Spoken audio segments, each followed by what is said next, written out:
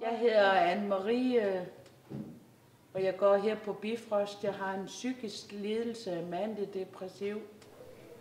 Og jeg bor i et bofællesskab i min egen lejlighed.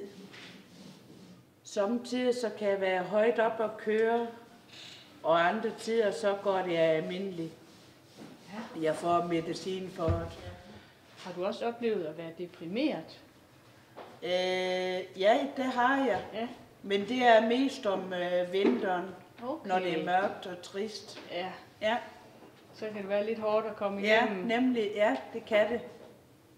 Man kan blive træt og Ja, synes det hele er sådan lidt mere sort. ja, nemlig. Ja. Og man har mest lyst til at kravle under dynen igen. Ja. Ja. Hvad gør du så for at komme ud? Når man så kommer pædagogen og måske og snakker med mig, så siger skal vi køre en tur? Så kører vi en tur måske. Så hjælper det lidt. Ja, så hjælper det lidt, ja. Nemlig, ja.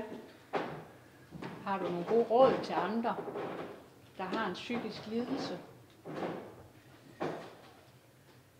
Ja, og få snakket med nogen om det. Måske en pædagog. For eksempel, ja.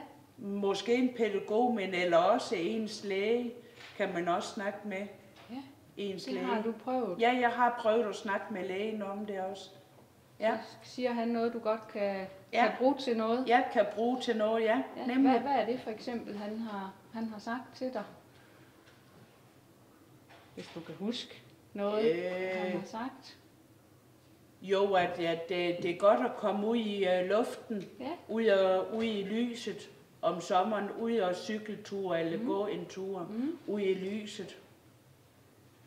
Ja, det lyder også som en god idé. Ja, nemlig, ja.